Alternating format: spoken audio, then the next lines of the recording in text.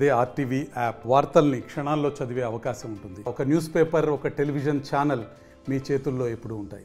రాష్ట్ర వ్యాప్తంగా ఎన్నికల కోలాహలం మొత్తం మీద అయితే మాత్రం పర్యటనలు, జిల్లా నాయకుల పర్యటనలు, వాళ్ళు రాష్ట్ర పార్టీ నాయకులు కూడా జిల్లాల్లో పెద్ద ఎత్తున పర్యటనలు చేస్తున్నటువంటి పరిస్థితి. ఇటువంటి పరిస్థితుల్లో ముఖ్యంగా ఈ మధ్య కాలంలో అనంతపురం జిల్లాలో కూడా నారా లోకేష్ కూడా యాత్ర చేసినటువంటి పరిస్థితి. ఇటువంటి పరిస్థితుల్లో ఇన్ఛార్జి మంత్రి పెద్దిరెడ్డి రామచంద్రారెడ్డి చిత్తూరు జిల్లాలోనే కాకుండా అనంతపురం జిల్లాలో కూడా పెద్ద ఎత్తున ఇక్కడ దోపిడీ చేస్తున్నారని చెప్పి కూడా మాట్లాడినటువంటి ఇటువంటి పరిస్థితుల్లో మనకు జిల్లాకు సంబంధించిన వైసీపీ నాయకులు ఉన్నారు. ఏం చెప్తారు ఆయన మాట్లాడినప్పుడు?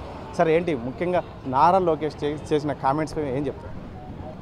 నారా లోకేష్ ఒక పచ్చకామెర్ల రోగి. పచ్చకామెర్ల రోగికి ఏ విధంగా అయితే లోకమంతా పచ్చగానే కనబడుతుందో మరి నారా లోకేష్ కూడా అట్లనే కనపడతా ఉంది. గతంలో వాళ్ళు అధికారంలో ఉన్నప్పుడు ఈ రాష్ట్రాన్ని విచ్చలవిడిగా దోచేశారు. స్కిల్ డెవలప్మెంట్ కార్పొరేషన్ కుంభకోణం అయితేనేమి, అమరావతి రాజధాని భూముల సేకరణలో అయితేనేమి, రాజధాని నిర్మాణంలో అయితేనేమి, నీరు చెట్టు పేరుతో దోపిడీ అయితేనేమి, జన్మభూమి కమిటీల పేరుతో దోపిడీ అయితేనేమి, ఆ విధంగా ఈ రాష్ట్రాన్ని మొత్తం దోచేశారు. మరి అతనికి ఆ విధంగా కనపడుతుంది.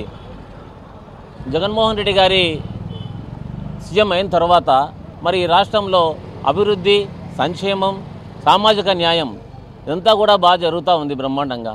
అది చూసి ఓర్వలేక తట్టుకోలేక ఈ 2024 సంవత్సరంలో మళ్ళా కూడా వైఎస్ఆర్సీపీనే రెండవసారి అధికారంలోకి వస్తూ ఉంది. జగన్మోహన్ రెడ్డి గారు ముఖ్యమంత్రి అవుతూ ఉన్నారు. ఇది జీర్ణించుకోలేక ఇలాంటి చౌకబారు విమర్శలు చేస్తూ ఉన్నాడు లోకేష్. సరే, ఏం చెప్తారు సార్? ఇప్పుడున్న పరిస్థితుల్లో అనంతపురం జిల్లాలో ఎటువంటి అభివృద్ధి చేయలేదు ఇప్పుడున్న ప్రస్తుతం ఉన్న ప్రభుత్వం అని చెప్పేసి నారా లోకేష్ మాట్లాడినారు. దీన్ని ఎలా చూస్తారు?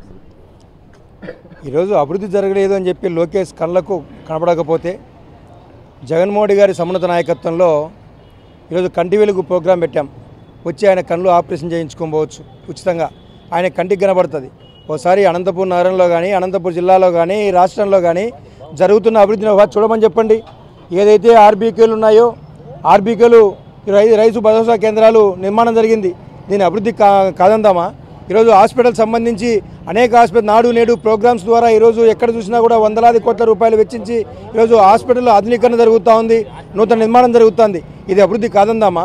పాఠశాలలో నాడు నేడు అని చెప్పి కొత్త భవనాల నిర్మాణం అయితేనేమి, ఈరోజు కార్పొరేట్ కళాశాలలకు, కార్పొరేట్ పాఠశాలలకు, కార్పొరేట్ వైద్యశాలలకు దీటుగా ఈరోజు నాడు నేడు నేతృత్వంలో భవన నిర్మాణం కొనసాగుతుంది. దీన్ని అభివృద్ధి కాదందామా? ఈరోజు ప్రతి సచివాలయానికి 15 లక్షల నుంచి 20 లక్షల రూపాయల వరకు ఈరోజు ఇవ్వడం జరుగుతుంది. ఎక్కడ చూసినా కూడా ఈరోజు అనంతపురం నగరంలో తీసుకుంటే దాదాపుగా 19 కోట్ల పైబడి ఈరోజు నాడు మన గడప గడప రావడం జరిగింది. దీన్ని అభివృద్ధి కాదందామా? ఏ పల్లెలో తీసుకున్నా ఈరోజు సచివాలయానికి 15 లక్షల రూపాయలు రావడం జరిగింది. మరి అక్కడ రోడ్లు జరుగుతున్నాయి, కాలువలు జరుగుతున్నాయి, విద్యుత్ స్తంభాలు జరుగుతున్నాయి, విద్యుత్ దీపాలు జరుగుతున్నాయి. మౌలిక సదుపాయాల కల్పనలో ఈ రాష్ట్రం ఈ దేశానికి ఆదర్శప్రాయంగా నిలవడం జరిగింది.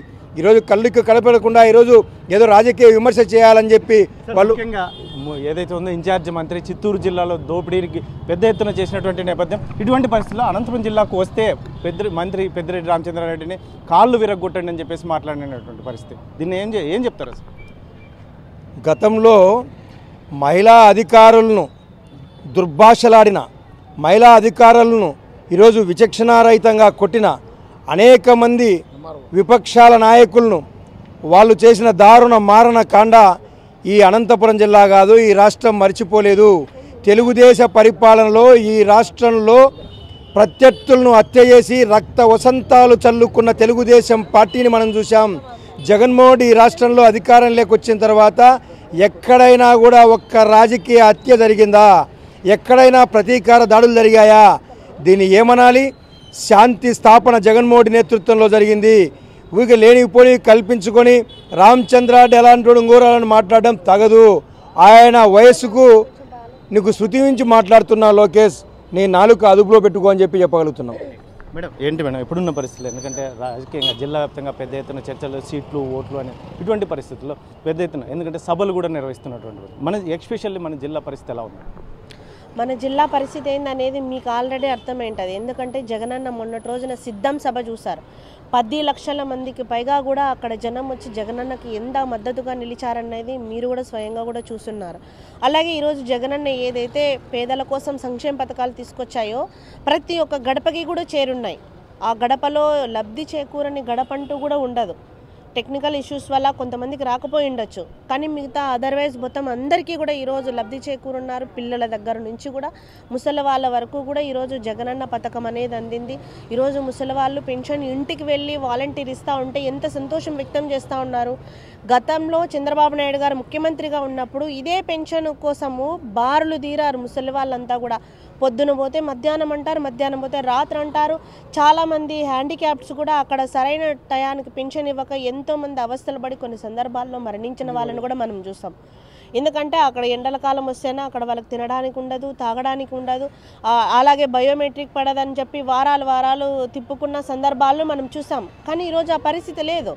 పొద్దున్నే 6 గంటలకే వాళ్ళ డోర్ తట్టి పెన్షన్ ఆ అవ్వకి తాతకి అందిస్తూ ఈరోజు ముసలి వాళ్ళకు కూడా ఈరోజు మేలు చేస్తూ ఉన్నారు జగనన్న.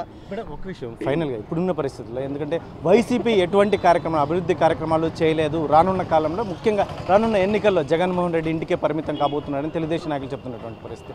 ముఖ్యంగా ఏదైతే ఉందో జగన్మోహన్ రెడ్డి ఈ మధ్య కాలంలో మసిబూసి మారేడుకాయ చేయబోతున్నాడు అని చెప్పేసి కూడా చెప్తున్నటువంటి పరిస్థితి. దీన్ని ఎలా అన్న, తెలుగుదేశం నాయకులకి వచ్చిందే మసిబూసి మారేడుకాయ చేయడం. ఎందుకంటే వాళ్ళు 2014లో ఇచ్చిన ఎలక్షన్ మేనిఫెస్టోని వెబ్సైట్లో లేకుండా చేసినటువంటి ఘనుడు చంద్రబాబు నాయుడు గారు.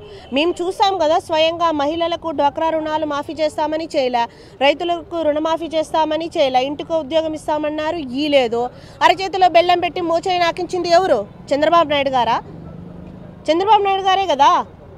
అటువంటి టక్కుటమార విద్యలన్నీ కూడా మా జగనన్న దగ్గర చెల్లవు. ఎందుకంటే జగనన్న ఏదైతే హామీ ఇచ్చారో ఆ మాట పైన నిలబడి నేటికి కూడా నవరత్నాల్లో చెప్పనివి కూడా ఈరోజు సంక్షేమ పథకాలు అమలు చేసి ఈరోజు ధైర్యంగా కూడా మా జగనన్న నేను మీకు మంచి చేసింటే ఓటు వేయండి అని అడుగుతూ ఉన్నారు మా జగనన్న. చంద్రబాబు నాయుడు గారు అడగగలరా అని మేము ప్రశ్నిస్తూ ఉన్నాం. వాళ్ళ జనసేన నాయకులు కానీ లోకేష్ నాయుడు గారు కానీ వాళ్ళందరూ అడగగలరా అని మేము మాట్లాడతాం. అంత ధైర్యం ఉంటే ఇంత మందితో పొత్తులు ఎందుకు పాకులాడతారు వాళ్ళు? పవన్ కళ్యాణ్తో పొత్తు అంటారు, జాతీయ పార్టీలతో పొత్తు అంటారు. ఈ పొత్తులో ఎవరు ముఖ్యమంత్రి అవ్వాలని వాళ్ళకే కన్ఫ్యూజింగ్లో ఉన్నారు. వాళ్ళే ఒక అభద్రతా భావంతో ఉండారు తప్ప అంతకు మించి మా జగనన్న ఈరోజు పరిపాలన చేస్తూ ఉన్నారు కాబట్టి వాళ్ళకి అంత అభద్రత చుట్టుకుంది. వాళ్ళకి ఏం చేయాలో తోచలేదు. జగనన్న ఏదైతే ఆకాంక్షించారో 175 గెలుస్తారనే భయం చుట్టుకొని వాళ్ళు 2019 ఎలక్షన్స్లో 29కే పరిమితమైనారు, 23 సీట్లకే పరిమితమైనారు. రానున్న రోజుల్లో అవి కూడా వస్తాయా రావా అని ఒక అభద్రతా భావంతో ఒక చోట కూర్చొని అందరూ కలిసి మాట్లాడుకుంటూ ఉన్నట్టున్నారు నెక్స్ట్ పరిస్థితి ఏమిటి అని. ఇది మొత్తం ఏదైతే వైసీపీ నాయకులు చెప్తున్నటువంటి విషయం.